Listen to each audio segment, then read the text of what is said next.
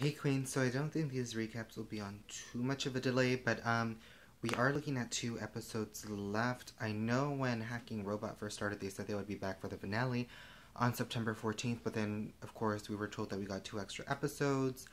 So I'm a little confused there. I felt like next week would be the last episode, but I'm guessing we're gonna continue another week. Also, going into other theories that I have, American Horror Story does come return next Wednesday, the 14th. Of course, that should be the episode before the finale for Who is Mr. Robot. And if you don't remember, the character that plays Price, I totally forgot his name right now. Of course, I'm like trying to film this because, it's late and I have school. I'm in college. So again, forgive me for any delays, if any. He was an American Horror Story Coven, so that's why I'm kind of like, on some little things here and there. And I do have the after show Hacking Robot playing. Because, the digital after show with The Verge that's on usually MrRobot.com or something like that is, I don't think it's going on tonight. I'm pretty sure it's just Hacking Robot since it's live. You could Instagram your questions. I'm pretty sure they're going to do that again next week. So, of course, I will leave everything in the description down below. The app, everything like that. The book, the soundtrack is out. And again, anything else that I kind of like, I guess, find through in like 5 minutes or whatever as I'm like trying to like piece this together and stuff like that in a timely manner. Again, everything will be in description as always, as I've been trying to link stuff for you. And with that being said, if you want your questions answered by the cast and everything like that, you do kind of Instagram yourself. I want to say you hashtag Hacking Robot. And basically, if you get chosen, they will answer your questions about any theories, blah, blah, blah, any basic question, any kind of cool, like, little, like, ooh, I wonder this about Mr. Robot. So, again, you can do that next week. I'm pretty sure it'll be happening for Hacking Robot. So, let's get into this, because, it takes me a while to get into any recap. This is episode 10. Of course, I know there was an 11, but I didn't know there was 12. I thought, like, the 2 new episodes were, like, the premiere. That's what I thought, since it was, like, a 2-part premiere. So this is episode 2.8, Hidden Process. And a lot of things I think are hidden in here. There's a lot of things for us to process. Like, it's very crazy. So, again, as always, we see, like, a previously on, and that kind of ties into what we can expect to see, what, unfinished business that's probably going to arise again, any internal conflict with characters, external, so, a lot of things that we kind of overlook that I guess are pretty much Easter eggs. I think every scene in some way is going to be somewhat of an Easter egg, depending on Sam Esmail, who's writing the episodes and stuff like that, because, there's different people that write the episodes and the way they direct it and stuff, like, you may just miss something. So, we see, the lights going out, we see the arrest, we see the leads in DC and everything like this, when Darlene was telling the guy, I think, in the premiere. And we do see the phone call, we see Colby again, and the testifying, Angela, and, her job, and, like, jail and stuff like this, and then we see the FBI, and, the Dark Army stuff, everything like this, and we see Joanna in the phone, which, of course, since Joanna popped up in the end of the last episode, we're kind of like, what is Joanna going to be up to now? And then, of course, Jack Black and Malala are just gone, And then we open up with, basically, Terry Colby. We haven't seen him really since, I want to say he kind of got arrested, I think, in the first season. I'm pretty sure we haven't seen from him, but they've been hinting at him in previously ons and stuff like this. So, again, we are going to probably see the return of Terry Colby and maybe, like, an even grander, bigger mess that none of us really would have anticipated. But with that being said, he is giving his book to Price, and that is like the Honest Man book, or like the Last Honest Man, something like that. And then they mention a Winston Campbell, and they talk about how he still owes him favors, and Price is like, I know, Colby, that this guy owes you favors and stuff like this. And basically, he tells him, like, yeah, like he's basically in the president's ear, or he is the president's ear also, kind of goes hand in hand. And he mentions China and the Congo and stuff, and they talk about, it can be used as, like, humanitarian intervention. So they're obviously, like, kind of staging something. And I know this always, like, I would say pops up in, like, political things and stuff, where they say, like, like, this and this was, like, truly a setup for, like, the government to do this and stuff like this. And it's kind of interesting because I saw some tweets yesterday about, I want to say probably how America tries to, like, instill democracy in other countries and, like, give rise to other countries. And also how they try to, like, write them a constitution, but, like, is democracy really democracy and stuff like that. So, and also how, like, kind of Africa was based upon, I want to say socialism. I could be totally wrong there, but you know what I mean. If you can kind of get the gist of what I'm saying. And then they do mention Obama again and like how China would take over Africa, and then we get asked about Price's ambitions and how he's getting this help for his ambitions, kind of from Colby, kind of from that Winston person, and you know, maybe even White Rose, since Price did have like a little altercation with White Rose, and you know, they're kind of butting heads now, so there probably is some kind of friction in between there, and we don't know if anything they have will be resolved. And he talks about how he's basically trading countries, and like he's trying to create, almost in a way, a new world. And when he kind of asks him like, what is this all for, he's basically saying, you know, as he was making his way up, he wanted to be known, I guess in his own mindset, or like for his own ego or anything like that, the most powerful man in the room, or the most powerful guy in the world, as they say. And he's like, I just needed that, I don't want to say satisfaction as a word, but like kind of reassurance or self-assurance, so to speak, with everything that he's done and all the power that he holds. Of course, is all that power good? Is any power good when you're in like a position of power? How he got there, kind of hard to say with this show. And then he's like, I still ask myself that, and he's like, yes, you know, I kind of am, you know, the most powerful guy in the room when I look around in a room full of people and such. And he says there's only the exception of one or two little places and stuff like this. But he said this is kind of a legacy that was kind of, I want to say, started or in a way given to him, or that he feels like it's some kind of, I don't want to say predestination, but you know, like when kings and queens are basically like, oh, like God said I'm supposed to be the ruler, so they ruled. That's kind of the term that I'm looking for. I can't really think of it right now. And then also we do see the map and stuff, and if you do remember, Angela was talking about how, well, I should say he mentioned how Angela kind of always looks at a certain newspaper clipping, and I do want to say we did look at the map, or there was a close-up of a map on like 2 episodes ago, 3 episodes ago, so you know, stuff like that, that it says, we know it's kind of important, but it starts becoming more important and more clear, I guess, why they have an attachment to it, what's the significance and their meaning to a specific character, you know, so on and so forth. And then we go to Joanna, and she's basically dressing up in her closet and stuff like this, and then she's in the car with her driver slash hitman slash chauffeur slash stud, Mr. Sutherland, who is Jeremy Holm. If you don't follow him on Twitter, go follow him on Twitter. He's a pretty cool person. And that's when she says, hello, Ollie. So she has a plan, you know, she's getting dressed and stuff, like CS says on Cheap Thrills, like turn the radio up, you know, you need to put my nail polish and get my shoes on and stuff like this. So that's what Joanna is doing.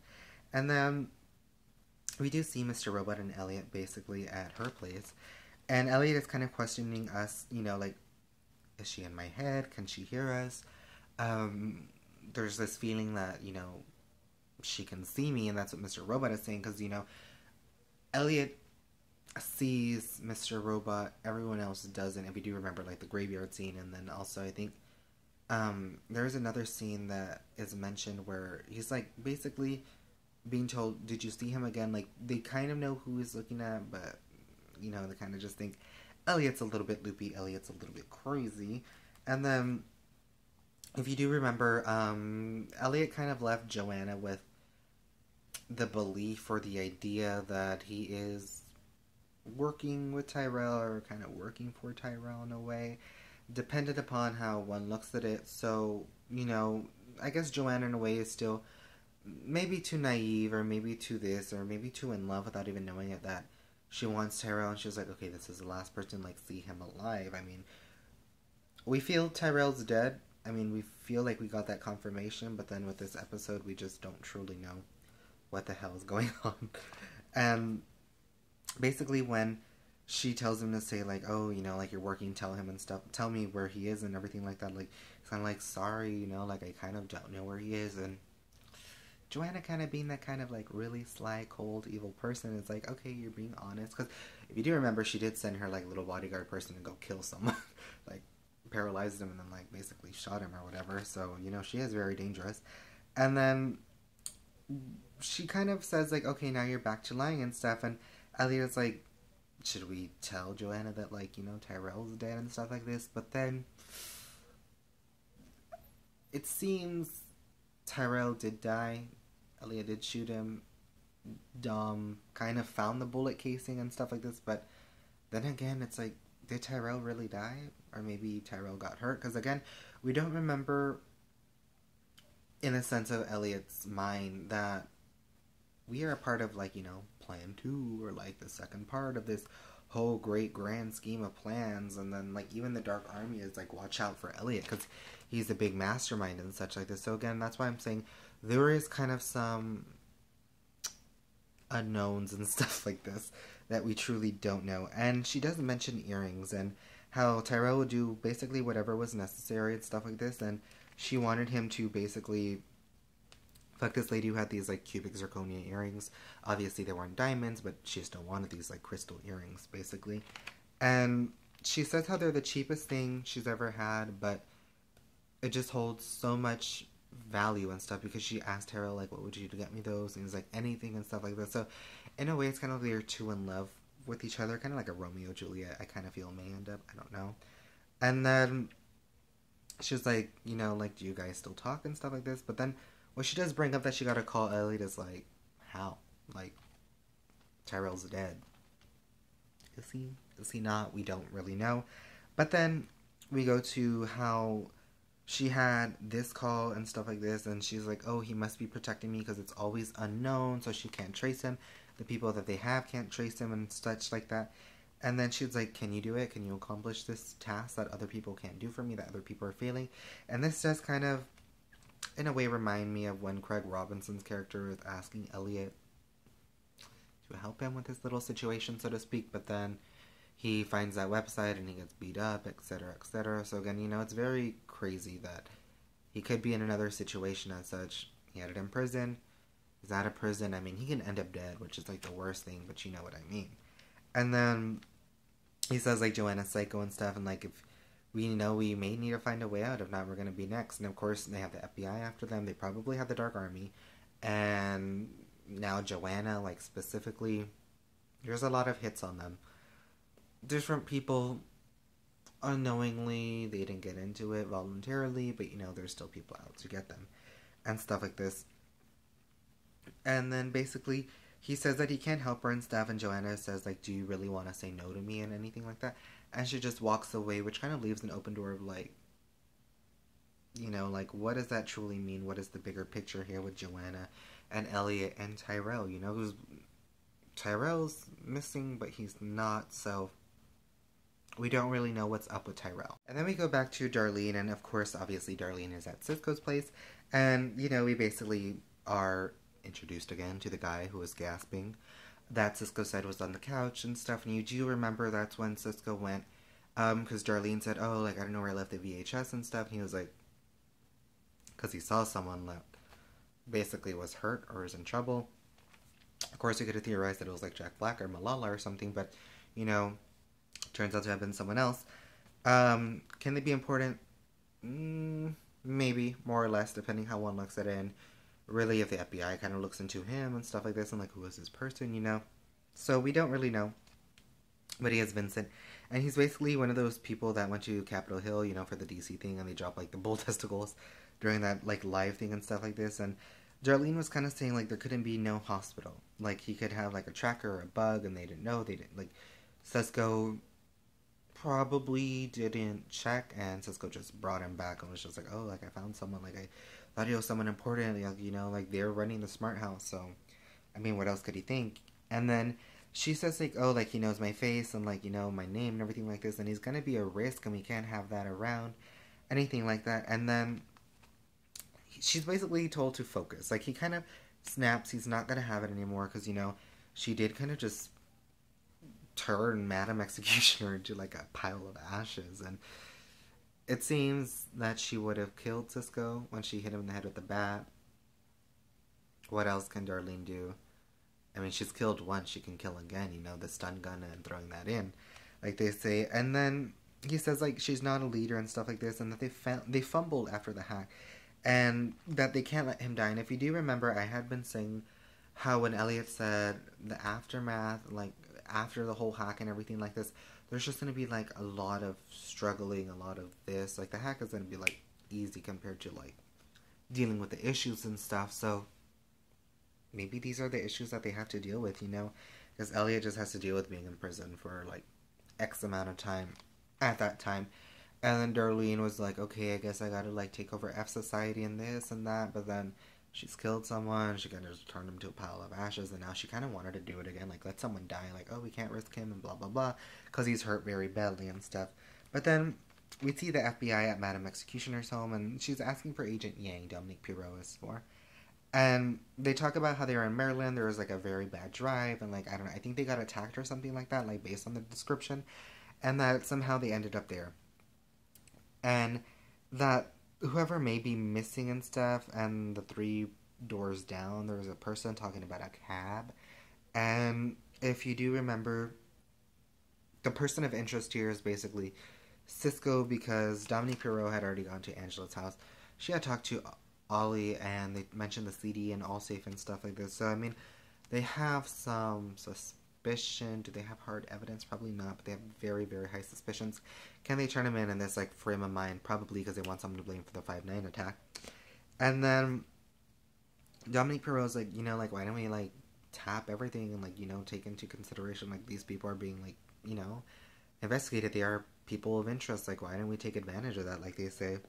And the lady is kind of like, you know, like, oh, like, whatever. Because she's on the phone while she was talking to Dominique Pirot, so she was just like, after the whole video and, like, debacle that went down when Dominique Pirot was talking to, like, her, like, supervisor, so to speak, and, like, it was playing behind her, it's like, that's kind of why everything is a mess and such, because they exposed the government, as always.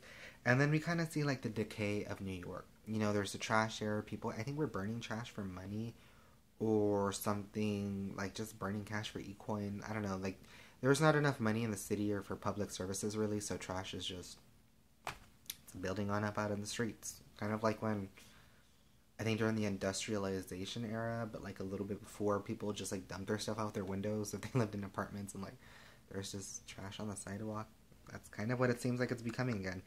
And basically, Elliot is asking, like, is this the future? And, like, I guess questioning 5-9, everything like that. And did they kind of just lose it? Like, did they lose the whole war? Because wars are probably meant to be continuous and not one. Because look at what's happening. They're kind of, they don't truly know they're being picked off one by one and such like that. But then he does mention how Joanna is probably like a grieving wife, and she just wants Tyrell alive, and she wants to believe that Tyrell is alive and everything like this. And then the calls and such, and that they probably hate Joanna just by association. It's mentioned by, I think, Mr. Sutherland and stuff like this. And, you know, there is talk about the macro center, and there is talk about the cops, and how he needs the hardware because, you know, the cops raided Elliot and they took away all his technology, basically, so Elliot has no way to really track, no computer, no nothing, since everything has been taken away, everything is gone. So again, it's kind of like he's in his own little, like, prison, but he's at home, so you know what I mean by that. But it seems like they go to that hardware store, and then we see the FBI with Ollie in the description, like, oh, you know, like, this is the same guy, and, like, this sketch and everything like this. And Dominique Pirot is kind of concerned that if that gets out, the Dark Army may go on some kind of execution spree.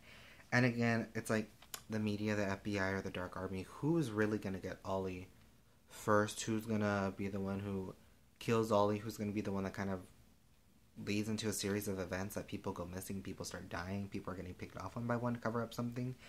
And basically, they say that we need to be careful not to lose him too, because of course Madame Executioner is already gone, but nobody is truly listening to Dominique Pirot. Everyone's kind of like, no, like, we're going to do what we have to do, like, we need to solve this case, so to speak, because they just want to pinpoint someone. It kind of reminds you of, like, the John Benet Ramsey case, like, no matter what evidence, etc., and, like, I guess speculation or whatever, like, it seems like they're so set on, like, a witch hunt on the parents, if you can kind of see the correlation or whatever there, and what kind of, you know, example I'm trying to, like, tell y'all. And then, you know, he says, like, no, the Bureau is going to, like, a new direction and everything like this. And Dom is like, you know what, like, I just have to take this into, like, my own hands. Like, she's kind of upset and frustrated with it. And then he mentions how, you know, there could be, like, someone with a lead on, like, the cab companies, because, you know, they always have to take a different cab, take a different route. Something with their phones and stuff that Darlene would make them do. And then she's kind of just like, whatever, like, she doesn't need that right now. And then they're at the store, he's buying the laptop, and then the phone that Joanna gave him starts ringing with an unknown number and stuff like this, and then there's breathing and it hangs up. And then Mr. Robot's gone, and it seems like the store is empty, or it was always empty. Because it seemed like it was a little bit lively, but then he kind of looks around, it's like alone. So we're kind of like, did he just go in and steal a laptop? You know what I mean? And then we see Cisco on the phone and Darlene at the hospital and stuff like this. And she's showing him like the stage 2 stuff and how Elliot was like a part of it and stuff. So it's kind of like, she's trying to ask him like, do you have any info on this? Like, he's obviously Dark Army, so to speak. But then she's Elliot's brother. So she's like, maybe I should ask him. He doesn't like Elliot. But it seems both of them don't know. I mean, obviously he's a foot soldier and he probably won't be told like, wow, information, but, you know, again, like, it never hurts to try for her. And then they kind of say, like, how they kind of just, she's not special, you know, again, I guess she kind of realizes that in a sad way, and that it was Elliot, you know, like, Elliot has a plan, Elliot has this whole, like, thing to him that he just, it's always gonna be him, and I guess, in a way, she's trying to come to terms with that, but then she kind of talks a little bit about something else, but we see Elliot and Mr. Sutherland at the apartment. And they talk about how it's basically no one but Elliot. You know, like in fsociety, no one else really mattered. It was just Elliot. Like, Elliot was the one who brought everyone together. Elliot knew what to do, what to say. He had a plan from the get-go, so to speak. And she mentions how when they were 5, that the parents took them to Coney Island on the Alderson family trip.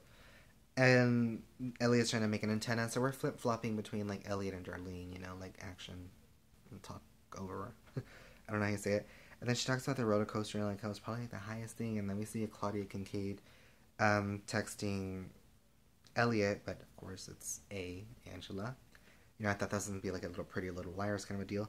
And then she talks about, like, the dad and Elliot, how she was left with the mom, but then she got lost. And she wasn't scared, and she kind of just enjoyed being lost, you know? And she says how someone kind of just grabbed her, and it was an old lady, and she had, like, pink lipstick, and she says how she wanted to scream, but she didn't, you know? And that they went to Nathan's, which I'm assuming is the hot dog place, because that's what I know from New York. And she was basically told she can have whatever, and she wants to eat, and whatever you want, go ahead. Like, this lady was going to treat her like, you know, she's number one. And she talks about how her parents never let her have anything. And that they were driving to her house, and Darlene kind of just let it happen, like going home with a stranger, going into a stranger's home. I guess, like, low-key being abducted. And this is where it reminds me of American Horror Story. I feel like I doubt some of you all probably watched it, but if you do remember, Wes Bentley's character went to the carnival. It was kind of the same thing. But kind of vice versa, and Darlene got lost, but when Wes Bentley's character kind of walks away from the merry-go-round, his son gets abducted by Lady Gaga, and that would be like the old lady with the pink lipstick, so that's kind of the connection that I'm kind of making where, you know, Wes Bentley was kind of having this, I want to say like a mental breakdown of some sorts, because the whole thing with American Horror Story Hotel is like, he didn't know who he was, everyone else around him did. That's why I say maybe Darlene doesn't see, like, her flaws in herself, but of course someone like Cisco is. So that's why I say it's kind of, like, reminiscent of that, but then, like, the whole, like, Coney Island thing is kind of a big, like... Anyway, obviously, American Horror Story Hotel is in LA, and, like, you know, that was New York, but you can see the similarities in what I mean there. And if you saw American Horror Story Hotel, then you kind of know what I'm coming from. And we talk about how she kind of just... Again, went with the old lady to the house. There's a bed. There's like little curtains around it. She said she felt like a princess. And she talks about what it would have been like if she would have stayed. But then in a way she would kind of feel guilty because she wouldn't have had Elliot. They wouldn't have grown up together. Like, her life obviously would have been different. Probably a little bit greater for her, but she couldn't bear to leave Elliot. That was, I guess, her flaw and stuff like this. Like, she's always keeping an eye out for Elliot, no matter how much it hurts her, no matter how much it hurts him, and he doesn't know it and stuff like this. But that's kind of her deal with it and stuff. And then she talks about how just all these police just swarmed in. And again, that is what led her to think, like, what if, like, none of that ever happened? And this is where I kind of thought, like, okay, she has daddy issues too. And I thought maybe she got abducted by like a predator or like some kind of sex trafficking place, because you know that is what they do with children, unfortunately, in the real life. And I just thought like maybe she would have been like someone in the sex industry, sex trafficking industry, so to speak. But then we go back to Elliot, and he talks about how they can like track and block calls and stuff like this, and anything like this, like they don't have to hack. And basically get the 911 people to do it for you. Like they'll trace block calls, etc., etc. And then Mr. Sutherland talks about working for the Wellicks and the clients and how he wants Tyrell back, but he kind of doesn't, just because, you know, they are kind of weird people that he works with. And if you've ever heard of, like, stories about, like, the rich and the wealthy, it's like they're always kind of creepy. Like, they have, like, weird lifestyles, so to speak, kind of like a Brock Turner, I guess. Like, they're very sexually deviant. They're sometimes incest, which is why I say like John Monet's and stuff like this, and like the Black Dahlia case, and I don't know, it's things like that. And then obviously the American Horror Story, I was like, pretty interesting, like Murder House or something like that. And then Elliot questions if Mr. Robot was afraid, you know, with that phone call and everything like this, and was it all a lie with Tyrell and stuff. And the last thing that Mr. Robot kept saying was like he wanted to go home, and that he needed kind of something in a way, like underlying words or meaning, mention that he wanted to go home. He wanted to go home. He wanted to go home. Something in Elliot's apartment, like they say, that he needs. And then he's like asking like us, the friend, like, can you help me? Like, can you look around with me and stuff like this? And it kind of looks like a VR experience. I'm pretty sure I linked the VR experience down below, but you know what I mean, like just the camera angles and stuff. I was just like, this seems very like floaty and stuff. And then we see the blackouts again. There are blackouts, rolling blackouts across the city, basically. We did see that in the previous episode with Angela, which is a very shady building and situation, so to speak. And then they are talking about, like, the fresh wounds and stuff like this with the nurse at the hospital. And then they're like, oh, like, we just found him at his place. Like, we really don't know what's going on. They're like, oh, he's on a respirator, like, you know, tests, etc., etc. And they're kind of just like, okay, bye.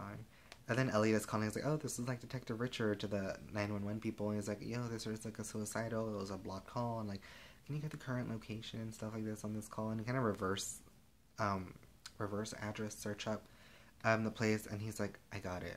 And this is where things got a little bit like interesting, because he's like, oh, this is like 12 meters from here or something like this. And then there's an FBI raid at Cisco's, but then what really, I guess, sparks our interest and kind of leaves us with another cliffhanger. I feel like we may not get to see it until season 3, 4, or 5, because, you know, I'm pretty sure Sam Essel said only 5 seasons, but who knows. Mr. Sloan says that Tyrell wouldn't call from the house that he's in. He can't call from that house. Like, there's something they know, maybe some bad blood, I don't know, that Sutherland and Joanna may know why Tyrell wouldn't call from that location. What is at that location? Who could be at that location? So again, is Tyrell dead? Was Tyrell shot by Elliot as an inside job and Elliot doesn't remember? And they just called to like taunt Joanna and maybe, I guess, taunt Elliot and be like, here's Tyrell. He's like breathing because he's dying. They're just keeping him alive for like a ransom. You don't know. And that's where I was like, like, this is very interesting the way things are going. And then we see Cisco on the news and stuff like this, that the nurse she is watching, and she's like she realizes, like, that was a guy who just came in here with his friend Darlene, like they say. Obviously she doesn't know them, but, you know. And then we see Darlene and Cisco at a restaurant, but then we go to Angela's text, and she says that she needs to see Elliot urgently. And, you know,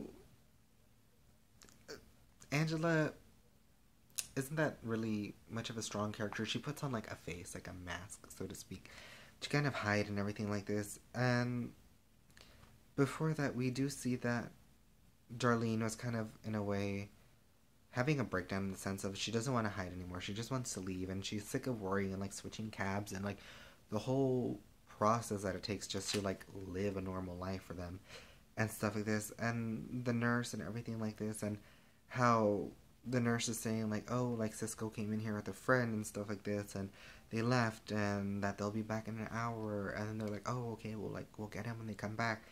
But when Angela's on that subway, she is kind of having her own mental breakdown, which is a reflection of, I think, everyone almost it seems as though everyone is kind of like breaking down. Something is eating away at them. There's something personal that's like building up and eating away at their conscience, at their hope, at their chances, and I think overall just the pursuit of happiness, like they say.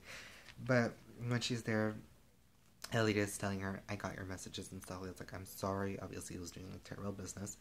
But she just can't really handle it anymore. And she has to, like, why did you start fsociety and everything like this? And he says, like, I didn't want to involve you. And he did tell Darlene that, like, I don't want to get Angela involved. Like, we have to, like, get her out. Like, he doesn't want Angela to get hurt.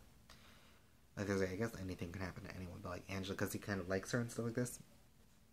And then she says how Dom was at her place, the FBI, and how she kind of just thinks she should turn herself in.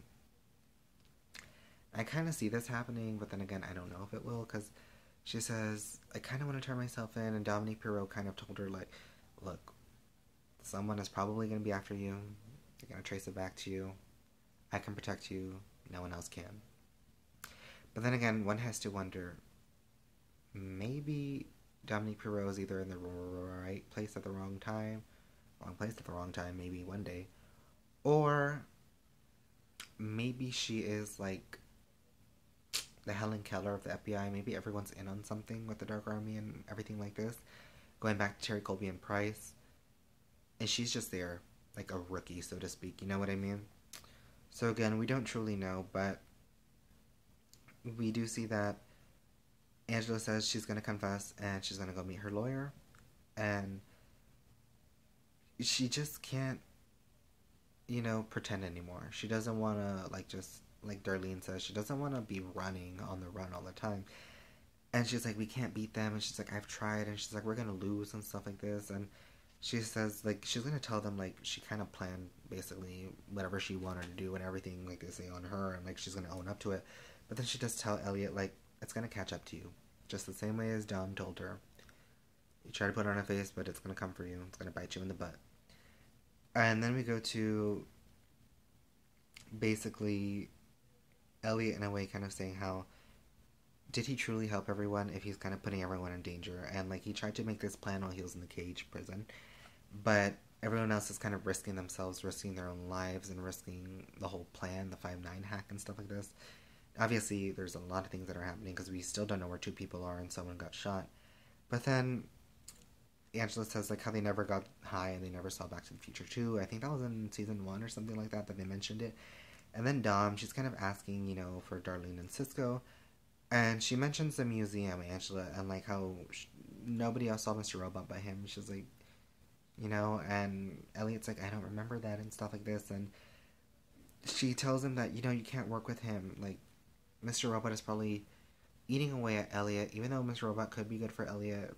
Maybe more bad than good at this point, who knows, coming from Angela's perspective. And Dom is like, oh, like, you know, she gets told 5 blocks from here there's a place, and like there's a blackout as she's trying to run across the street. And then Angela says, like, you know, you should get off here and stuff like this, and he doesn't want to leave her, and they hug, and that hoe kisses Rami Malek. And when she leaves, there's 2 people, and she is obviously surprised by these 2 people. She doesn't know who they are. Could they be Dark Army? Could they be the people who wanted to kill her when she found the USB and stuff? Hard to say. We don't really know who's after anyone anymore. I mean, we probably know it's the Dark Army for sure, but you know what I mean. Like, who truly? Is it White Rose? Is it Price? Is it an inside job from Evil Corp? Is Elliot cleaning his own house out? We don't know. But we see Dom, and she's at this place that Cisco and Darlene were eating, and she's like, oh, you know, like, all units and stuff. And we see, like, a lone motorcycle coming down. Kind of parks. We figure out it's the Dark Army. They got a gun. Shoot the place up. I thought Dom probably died. I thought Dom was going to get shot and then they were going to kill her, but it seems like Dom survived somehow. Like the same thing basically that happened at the HQ. Like she got down just in time. She shoots the guy. He tries to get back on the motorcycle. The motorcycle guy leaves because he sees all the cops coming. The guy commits suicide as all the cops are there. And, you know, Dom is like, FBI, like, don't shoot and stuff. And she's like, dang it, you know, like, this is the second time. And she's been telling the FBI from the first time, like, I shot this person and then he shot himself in the head. They're obviously hiding something. They're obviously willing to do suicide to hide their, not only intentions, but I guess location, information, anything like that to just no one can know who truly is going after it. Maybe again it is a part of stage 2, which is why I say maybe Elliot is himself conducting like this clean out that is a stage 2, like, oh, kill all the fsociety and kill my friends. So we don't know, but we do see for the previews for the next episode, we see Elliot in a bed, we see the apartment, we see Price, we see Angela, we see Joanna, we see Dom saying this is probably a war, and there is 2 episodes left. So again, very short, very mysterious. But that was a recap on episode 10, and I really hope you like this recap. Again, if this goes up a little bit late, I'm completely sorry and I apologize in advance, but I am in college. It is late now. I think it's already like 11:30 or whatever. So again, I try to do these, but I do have to study and everything like that. So again, when American Horror Story comes on and stuff like this, I'm again going to apologize in advance if I kind of fall behind on this or something, even with 2 episodes left. So again, let's just hope that season 3 premieres earlier in the summer, so this doesn't really happen in overlap, because I'm kind of getting overwhelmed at college. 3 classes are just very like, from the get-go. I was like, oh my god. But again, I hope you really like this recap. Please like, rate, share, comment, and subscribe if you have come across this. And I have link stuff down below in the description bar, so check that out. But anywho, I want to say hi to Rami Malek. Stay safe and God bless. So, hi Rami Malek.